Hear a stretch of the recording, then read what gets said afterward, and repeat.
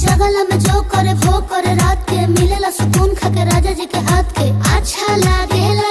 कमर ककरी से भइल काटा हराबा हो गलिया लागेला जान टमाटराबा हो गलिया लागेला जान टमाटराबा हो। कहे तोर गया तुझको मैं पार करना अपने खाला पहले हम के खिया करना तबे भइल बा कमरिया मोर चाह करना तबे भइल बा कमरिया मोर चाह करना चाह करना।